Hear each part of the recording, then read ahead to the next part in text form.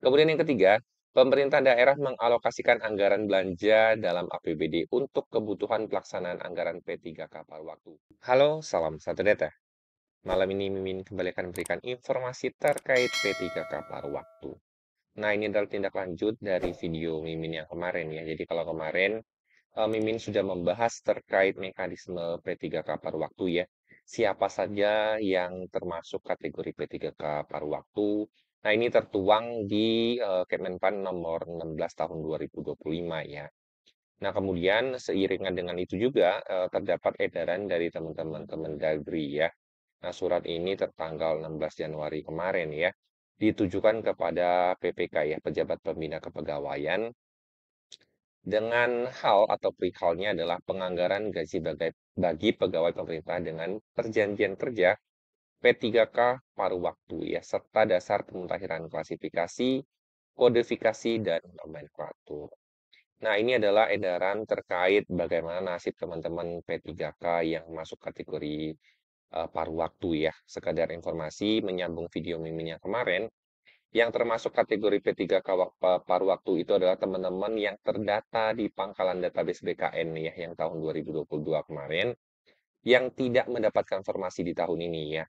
Atau teman-teman itu tidak lulus mendapatkan formasi ya, dengan status R2 atau R3.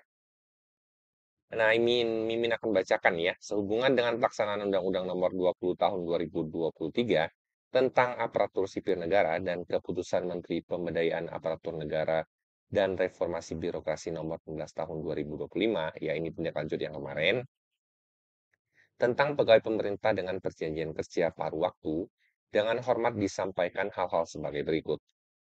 Nah, yang pertama, berdasarkan pasal 66 Undang-Undang Nomor 20 Tahun 2023, dinyatakan bahwa pegawai non-ASN atau nama lainnya wajib diselesaikan penataannya paling lambat Desember 2024. Nah, ini untuk P3K tahap 1 itu memang targetnya sudah selesai di tahun 2024 Desember kemarin ya. Tapi karena ada kendala satu dua hal, akhirnya banyak teman-teman kurang lebih ada 300-400 ribu yang harus tetap ikut di tahap kedua.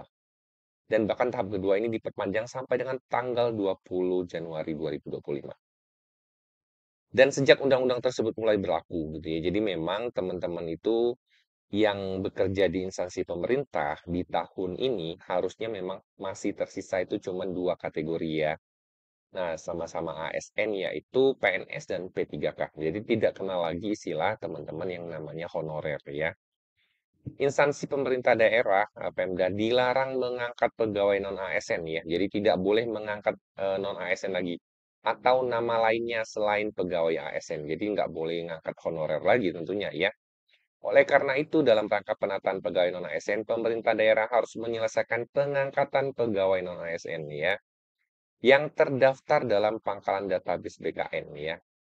Jadi teman-teman yang masuk ke database BKN harus diselesaikan. Pegawai non-ASN Badan Kepegawaian Negara menjadi P3K dan atau P3K paruh waktu ya.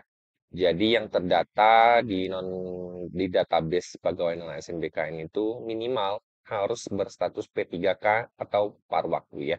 Ini full time ya, ini P3K penuh waktu dan ini paruh waktu.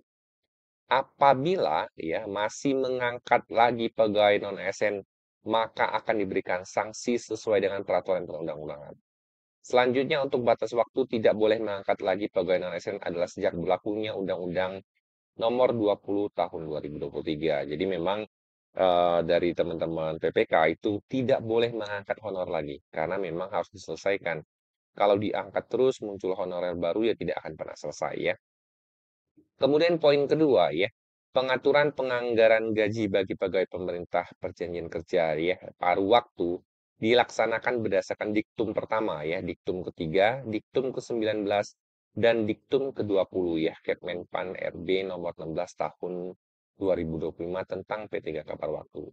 Jadi kalau teman-teman mau lihat, ini ada diktum pertama, diktum ketiga ya, teman-teman bisa lihat di sini.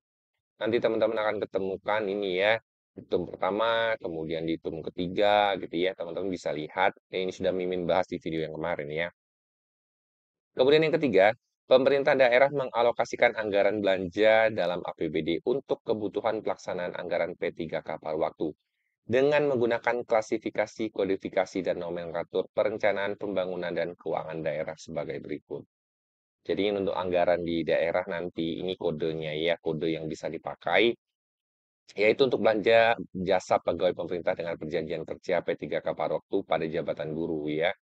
Kemudian belanja jasa pegawai pemerintah dengan perjanjian kerja P3K paruh waktu pada jabatan tenaga kependidikan atau staf-staf TU ya. Kemudian ada kode ini ya. Ini adalah untuk bagi teman-teman nakes ya. Kemudian ini bagi teman-teman teknis. Kemudian ini adalah bagi teman-teman yang masuk jabatan pengelolaan umum operasional. Kemudian ada layanan operasional, kemudian di sini juga pengelola layanan operasional, kemudian ini penata layanan operasional. Nah, kategori-kategori yang bisa masuk P3K paruh waktu itu sudah tertuang di diktum ketiga ya, teman-teman bisa lihat ya. Nah, untuk mata anggaran ini sebenarnya ini di bagian keuangan di masing-masing daerah, teman-teman tidak perlu pusingkan itu ya. Tapi ini adalah tindak lanjut dari agar teman-teman itu bisa masih mendapatkan gaji ya. Jadi teman-teman yang paruh waktu saat ini tetap mendapatkan gaji yang sesuai dengan peraturan perundang-undangan yang berlaku. Kemudian yang keempat ya, apabila anggaran belanja jasa pegawai P3K paruh waktu belum tersedia ya atau belum cukup tersedia dalam APBD tahun anggaran 2025, pemerintah daerah dapat menggunakan belanja tidak terduga atau BTT ya, dengan cara melakukan perubahan peraturan kepala daerah tentang penjabaran APBD tahun anggaran 2025 mendahului peraturan daerah tentang perubahan APBD tahun anggaran 2025 dan diberitahukan kepada pimpinan DPRD sesuai dengan ketentuan peraturan perundang-undangan ya.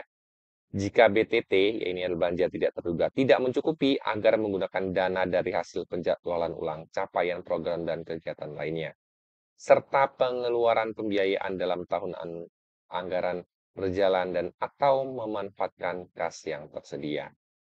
Jadi maksudnya, kalau teman-teman yang tidak terangkat ini cukup banyak, ya dalam artian formasi untuk P3K paruh waktunya cukup banyak, dan menghabiskan anggaran yang lebih dari kondisi realnya ya. Yang pertama kan teman-teman bisa pakai ini ya, belanja jasa. Kalau tidak cukup, masih bisa menggunakan belanja tidak terduga. Kalau masih tidak cukup juga bisa menggunakan penghematan dari program-program kegiatan lainnya.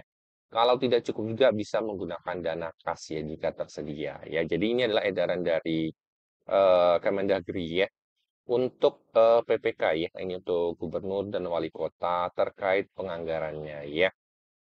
Jadi teman-teman yang masuk ke kategori P3K paruh waktu akan mendapatkan tetap penggajian ya, dan ini memang sesuai peraturan, tidak boleh gajinya berkurang dari kondisi yang saat ini. Demikian informasi yang dapat Mimin sampaikan kepada teman-teman. Semoga informasi ini bermanfaat. Salam satu data.